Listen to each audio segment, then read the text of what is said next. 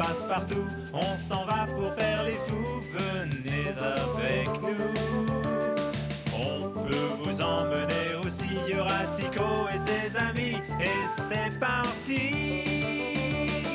Au plus profond de la mer, au centre de la terre, on va vous emmener plus loin. Voir les grottes et les poissons, voir ce qu'il y a au fond de l'horizon. Au plus profond de la mer, au centre de la terre, on va vous emmener, c'est clair. Voir la profondeur des mers, le centre de la terre.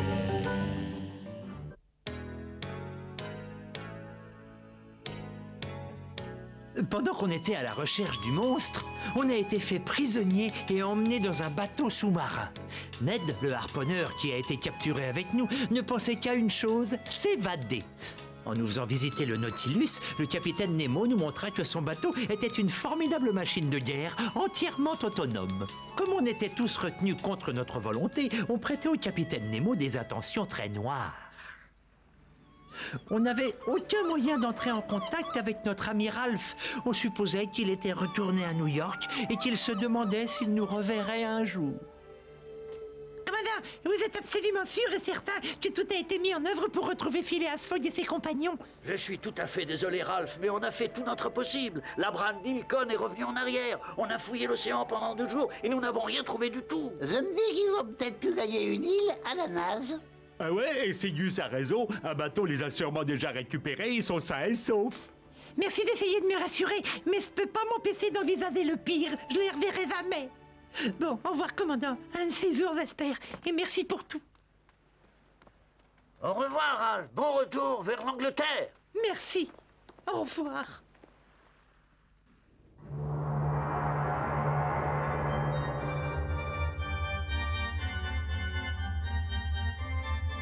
Capitaine!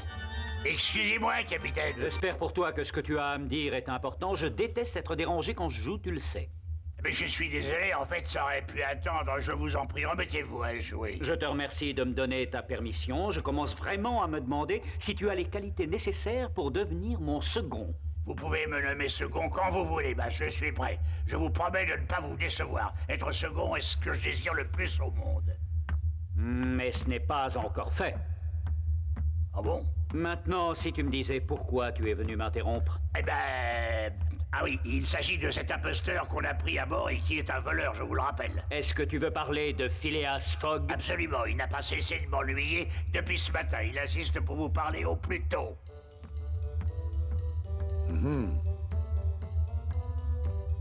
Mais pourquoi Pat met-il autant de temps pour m'obtenir un entretien avec Nemo? Je dois absolument le voir et lui expliquer que je ne sais pas comment ces lingots d'or sont arrivés dans ma valise. Je ne suis pas un voleur. Cela me semble évident que quelqu'un a fait exprès de les y mettre, mais je me demande qui cela pourrait être.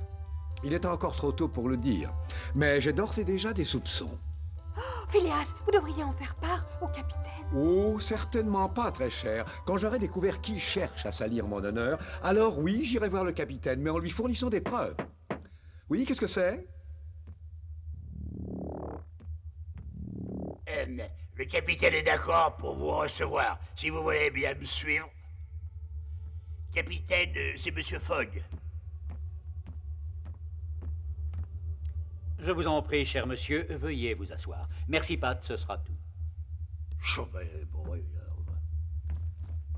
Vous avez exprimé le désir de me parler, n'est-ce pas? Oui, en effet. Il s'agit d'une affaire très délicate, mais je pense qu'on pourra trouver une solution. Je ne sais pas ce que Willy Fogg a à dire, mais je sais que je pourrais le tourner à mon avantage.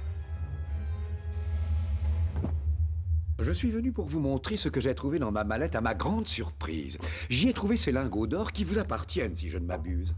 Vous ne vous abusez pas, mais j'aimerais savoir ce que mon or fait dans votre mallette. Je vous assure que j'ignore comment il y est arrivé ou qui peut l'y avoir mis, mais comptez sur moi pour mener une enquête et vous communiquer le nom du coupable. C'est pas vrai!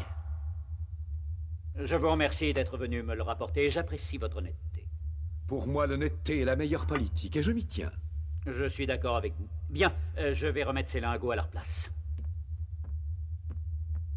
Vous devez être immensément riche. Est-ce que je me trompe? Pas du tout. Vous avez vu juste. Personne ne le sait, à part vous, mais je suis un des hommes les plus riches du monde. Pour ne pas dire le plus riche. Ce qui a ses avantages et ses inconvénients. Puis-je en conclure que vous avez utilisé une partie de votre fortune pour faire construire le Nautilus? C'est rigoureusement exact. Je vais vous raconter quelque chose d'intéressant. Le Nautilus a été construit dans différentes parties du monde. J'ai pris cette précaution pour que personne ne puisse découvrir son existence. Pour l'assemblage final, j'ai choisi une île minuscule, ici, au beau milieu de l'océan Pacifique. Et donc, le Nautilus a pu faire ses essais en mer dans le plus grand des secrets. Et donc, vous avez su préserver ce secret jusqu'à maintenant? Effectivement, il est vital que le monde ne sache rien sur ce bateau. Absolument rien. Oui, mais vous n'avez sûrement pas l'intention de nous retenir prisonniers à tout jamais. Avez-vous bien regardé ce paysage? N'est-il pas extraordinaire?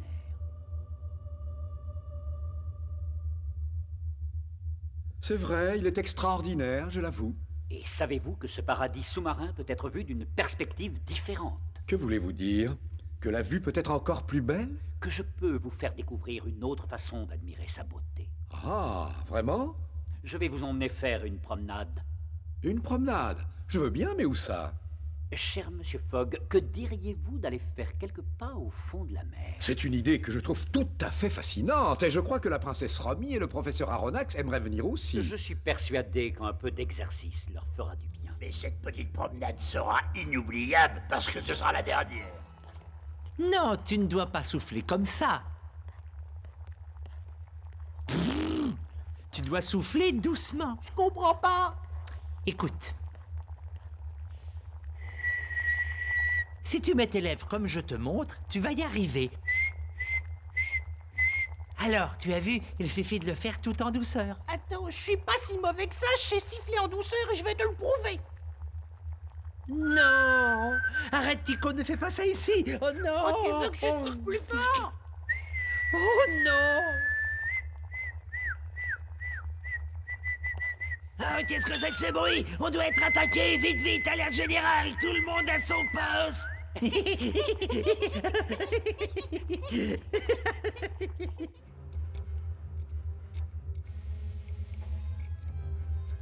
Vous en faites pas, professeur. Je vais trouver un moyen de sortir d'ici. On s'évadera d'une manière ou d'une autre. Calme-toi un peu, ça ne sert à rien de se précipiter. Il vaut mieux attendre qu'ils baissent leur garde avant de chercher à s'évader. Profites-en pour te détendre. Je n'arrive pas à me détendre, professeur. Ce panneau m'énerve, j'arrive pas à l'ouvrir. Il y a des centaines de vis. J'irais même jusqu'à dire des milliers. De toute façon, à quoi ça nous avancerait de nous échapper du Nautilus? Je ne vois pas ce qu'on ferait perdu au beau milieu de l'océan. Je suis pas du tout d'accord avec vous, professeur. Pour moi, rien n'est plus insupportable que d'être prisonnier du capitaine. Il faut essayer de s'évader. Entrez. Bonjour, messieurs. Professeur Aronnax, j'ai un message pour vous. Le capitaine aimerait vous proposer de faire une promenade sous l'eau.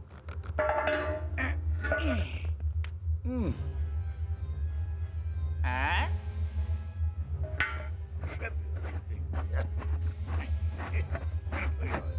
C'est remarquable.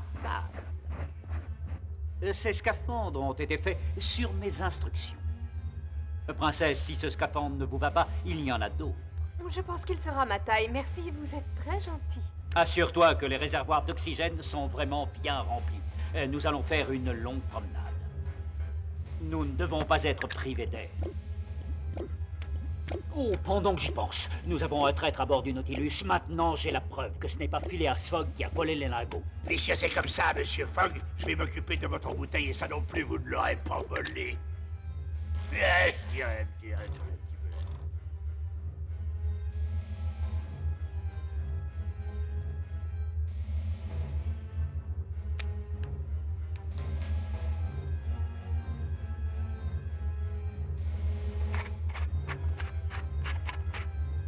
S'il vous plaît, professeur, quand vous serez dehors, ouvrez grand vos yeux. Vous trouverez certainement un moyen pour qu'on puisse tous s'évader. Ne te fais pas trop d'illusions. Quand je serai dehors, je vais écarquiller les yeux, mais pour observer la faune et la flore marine. Eh ben, je vous souhaite une agréable promenade tout de même.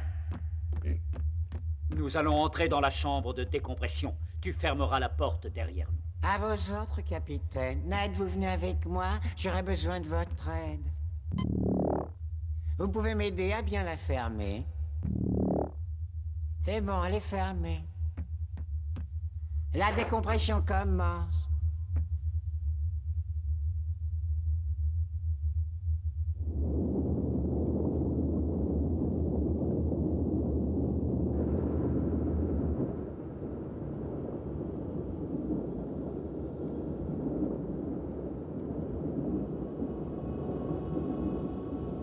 Surtout, restez groupés. Nos appareils de communication ne fonctionnent que sur une courte distance.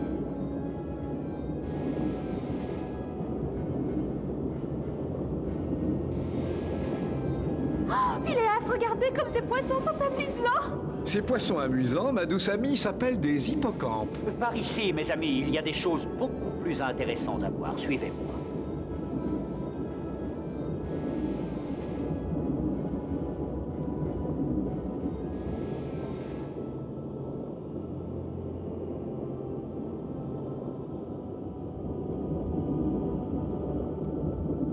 Vous avez vu cette épave? C'est vraiment fascinant. Auriez-vous envie d'aller l'examiner d'un peu plus près? Oui, ça me ferait vraiment plaisir. Dans ce cas, je vais vous la faire visiter. Est-ce que ça vous ferait plaisir à vous aussi de visiter cette épave? Je n'en sais rien, je crois que je serais un peu mal à l'aise. Eh bien alors, je reste ici avec vous. Nous pourrons admirer la vie sous-marine en attendant le retour des autres, n'est-ce pas?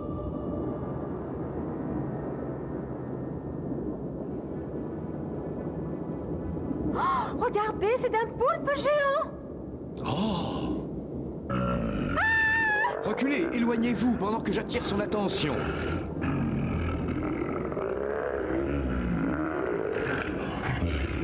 Faites attention à ces tentacules! Capitaine, je vous en prie, mon mari est attaqué par un poulpe géant!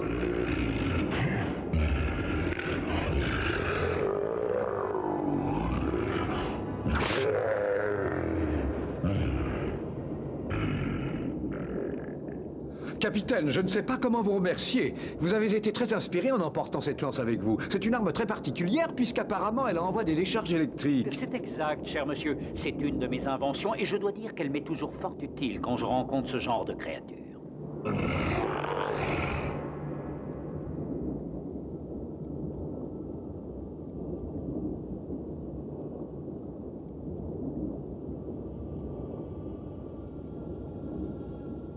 Oh, mais c'est fascinant. Je n'avais encore jamais vu de plante comme celle-ci.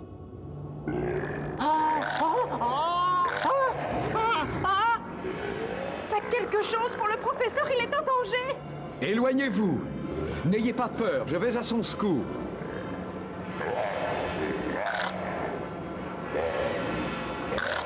Capitaine Nemo, que faut-il faire? Surtout ne pas paniquer. Écartez-vous, je vous en prie. Je me charge de tout, alors n'approchez pas. Mais ce n'est pas très prudent. Votre lance électrique n'est plus chargée.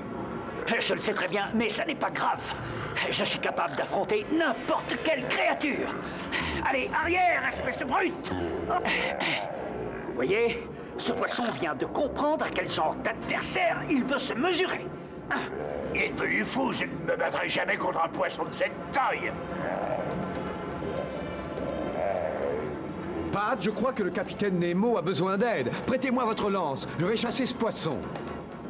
Bon alors, vous me la prêtez, oui ou non? Et ne restez donc pas planté là.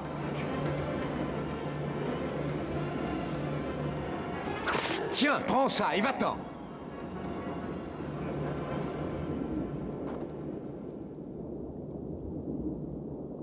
Où étais-tu quand j'avais besoin que tu viennes à mon secours? Pourquoi est-ce M. Fogg qui est venu m'aider et pas toi, hein? Comme vous m'avez sauvé la vie tout à l'heure, eh bien ça m'a fait plaisir de sauver la vôtre. Oh, vous ne pouvez pas vous imaginer comme j'ai eu peur.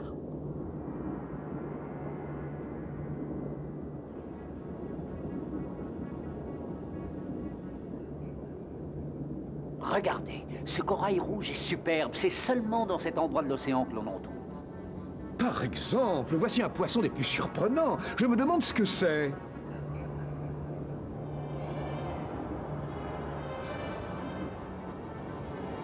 Romy, vous avez vu ce poisson? Oh, elle est trop loin pour m'entendre.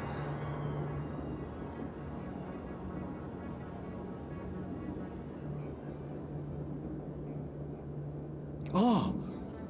Oh! Oh! Oh! Oh! Oh! Je ne dois plus avoir d'oxygène. Oh! Oh! Oh!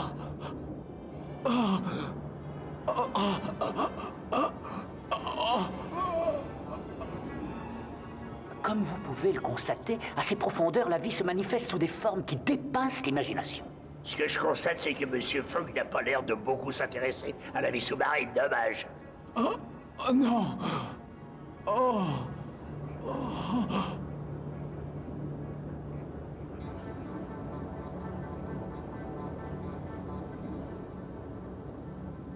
Et professeur, vous avez déjà vu des oursins d'aussi près? Je n'ai jamais vu d'oursin vivant, ni de près ni de loin, et je les trouve absolument extraordinaires.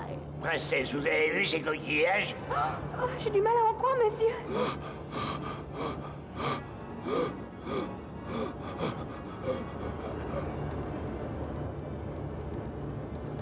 Où est Monsieur Fogg?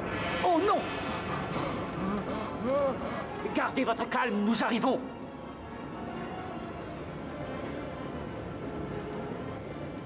Pourquoi le capitaine nage aussi vite vers Phileas?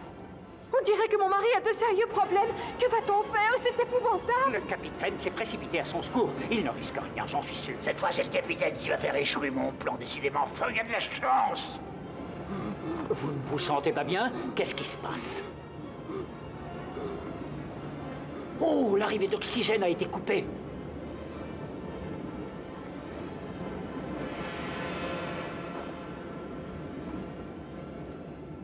Comment vous sentez-vous, cher ami? Vous pensez pouvoir continuer? Bien sûr, maintenant je peux respirer, donc je me sens bien mieux. Et on peut continuer notre promenade. Non, notre réserve d'oxygène est pratiquement épuisée. Nous devons retourner au Nautilus. C'est préférable. Suivez-moi. Ah, on rentre déjà, mais on vient à peine de sortir. Vous avez perdu la notion du temps. Ça fait presque 2 heures.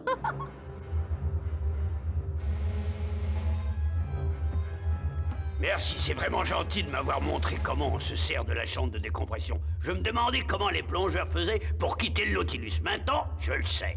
Attention, Ned, que ça ne vous donne pas des idées. C'est carrément impossible de s'évader de cet endroit. Le capitaine Nemo nous a donné l'ordre que cette partie soit toujours bien gardée. Ah oui, vraiment? Ouais. Ah, c'est affreux. Je viens de remarquer qu'une des parois de la chambre de décompression est tordue. On doit la réparer avant leur retour et se dépêcher. En plus, si on met trop de temps, ils se retrouveront à court d'oxygène. Qu'est-ce qu'on va faire? Il ne devrait pas y avoir de problème. Moi, je vais te la réparer, tu vas voir ça.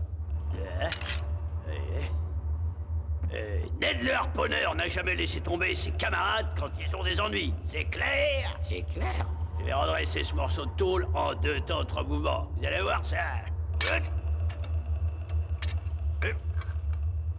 Ça y est presque, ça va être bon. Encore un tout petit effort. Ned, ils sont déjà de retour. Je vous en prie, dépêchez-vous. C'est presque fini, calme-toi. Voilà!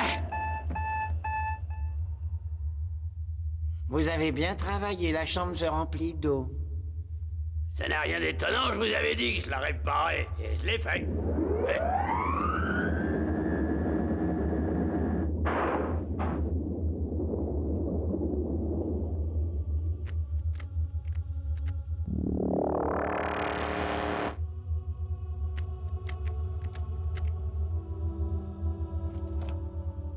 Oliver, tu dois remplir la chambre encore une fois. Monsieur Fogg et Pat attendent qu'on les fasse remonter ici.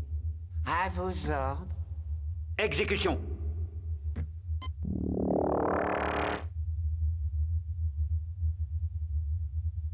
Ah, capitaine, je voulais vous dire, pendant que vous étiez sorti, j'ai remarqué qu'une paroi était tordue, et c'est notre ami Ned qui a réussi à la redresser. Vous avez très bien travaillé. Le Nautilus a toujours besoin de solides membres d'équipage comme vous. Oh, Phileas est en danger. Venez vite voir, c'est affreux. Qu'est-ce qui se passe? Ce faux jeton de pâte est prêt à attaquer Monsieur Fogg. Oh, capitaine, vous ne pouvez pas le laisser faire ça. Vous devez sauver Phileas. Ce Pat est une crapule. Il peut blesser ou même tuer Monsieur Fogg. Je vous promets que si jamais je lui mets la main dessus, je le réduirai en bouillie, ce gars-là. Oliver, dépêche-toi de faire évacuer l'eau de la chambre. C'est sa seule et unique chance. Tout de suite, capitaine.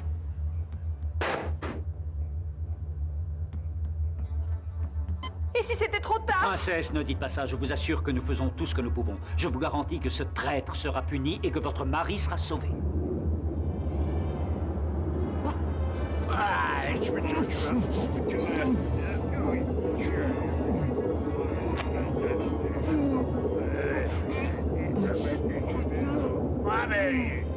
Il essaie de s'enfuir. Mon mari ne va plus pouvoir respirer. Non, non, non, ça va aller. Venez tous ici immédiatement. Nous devons ouvrir cette porte. Allez. Attention. Et ouais. J'espère qu'il n'a pas eu le temps de trop souffrir. Monsieur Fogg, comment allez-vous?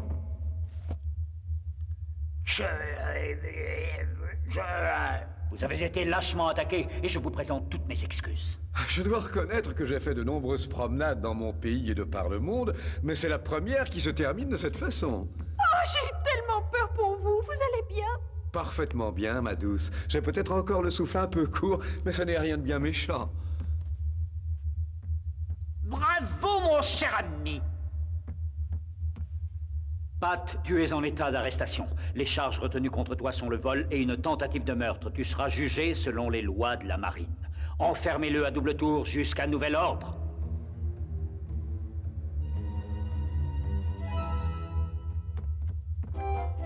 Oh!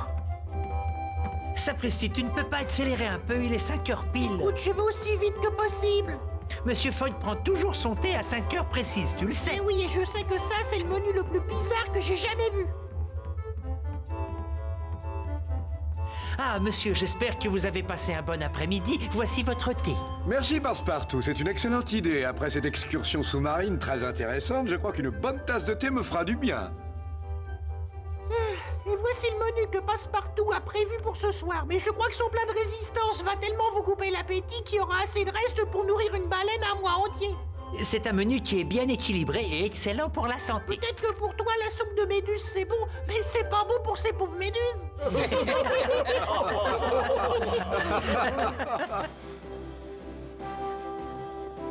Quels étaient les autres dangers qui nous attendaient sur le Nautilus et à quoi s'exposait Tico en partant avec Pat faire un voyage imprévu? À rencontrer des gens peu sympathiques. En tout cas, il ne savait pas les problèmes qu'il aurait en tombant amoureux. Décidément, pour s'attirer des ennuis, il n'avait pas son pareil. Et nous, on allait aussi avoir des ennuis avec les habitants de l'île que la puissance du Nautilus n'effrayait même pas.